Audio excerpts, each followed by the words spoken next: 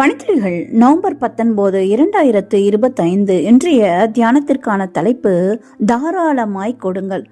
தியான வசனம் 2 கொரிந்தியர் 9:7. அவனவன் விசனமாயும் அல்ல கட்டாயமுமாயும் அல்ல, தன் மனதில் நியமித்தபடியே கொடுக்க கடவன். உற்சாகமாய் கொடுக்கிறவனிடத்தில் தேவன் பிரியமாயிருக்கிறார். 4ஆம் நூற்றாண்டுல பிறந்த நிக்கோலஸ் என்பவர் ஒரு கிரேக்க பிஷப். இவர் மைரா என்ற இடத்துல வாழ்ந்தவர், அதாவது இப்போதைய துருக்கியில வாழ்ந்தவர்.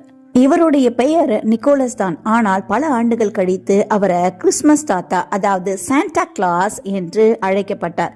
அவரை கிறிஸ்துமஸ் தாத்தா என்று அழைக்க காரணம் என்ன? அவர் தன்னுடையவைகள் எல்லாவற்றையும் உற்சாகமாய் மற்றவர்களுக்கு கொடுப்பதில், நற்கிரியை செய்வதிலும் தன்னை ஈடுபடுத்திக் கொண்ட ஒரு சாதாரண மனிதராம். அவரை குறித்து சொல்லப்பட்ட ஒரு கதையில, பண தேவையில் இருந்த ஒரு குடும்பத்திற்கு, அதாவது 3 பெண்களுடைய ஒரு குடும்பத்திற்கு அவர்களுடைய திருமணத்திற்காக அவர்கள் என்ன செய்வதென்று அறியாமல் திகைத்த போது, இந்த சாண்டா கிளாஸ், அதாவது இந்த செயின்ட் நிக்கோலஸ், அவர்களுக்கே தெரியாமல் அவர்களுடைய திருமண உதவிக்காக இரவுல அவர்களுடைய வீட்டு ஜன்னல் வழியே ஒரு பைக்குள்ள தங்கத்தை நிறைத்து அவதை தூக்கி எறிந்தாராம். நிக்கோலஸ் எறிந்த அந்த தங்கப்பை ஒரு விளக்கில் போய் தொங்கியதா. அதனால்தான் இப்பொழுது கிறிஸ்துமஸ் மரத்திலே விளக்குகள் எரியவிடப்பட்டு அதிலே பரிசு பொருட்கள் தொங்கவிடப்படுகிறது என்று கூறுகின்றனர். நிக்கோலஸுக்கு நீண்ட காலத்துக்கு முன்பு வாழ்ந்த பவுல் அப்போஸ்தலர் கொரிந்தியர் திருச்சபைக்கு விசுவாசிகளை உற்சாகமாய் கொடுக்கும்படி வலியுறுத்துகிறார். எருசலேமிலிருந்து மக்களின் பெரிய பொருளாதார தேவையை குறித்து கூறி அவர்களை தாராளமாய் கொடுக்கும்படி உற்சாகப்படுத்துகிறார். தங்கள் ஆஸ்திகளையும் பொருளையும் கொடுப்பவர்களுக்கு வரும் ஆசீர்வாதங்களை குறித்து பவுல் கூறுகிறார். சிறுக விதைக்கிறவன் சிறுக அறுப்பான், பெருக விதைக்கிறவன் பெருக அறுப்பான் என்று அவர்களுக்கு நினைவுபடுத்துகிறார். உற்சாகமாய் கொடுப்பதினால அவர்கள் ஒவ்வொரு நாளும் சம்பூர்ணம் உள்ளவர்களாய் மாறி தேவனை கனப்படுத்துகிறார்கள்.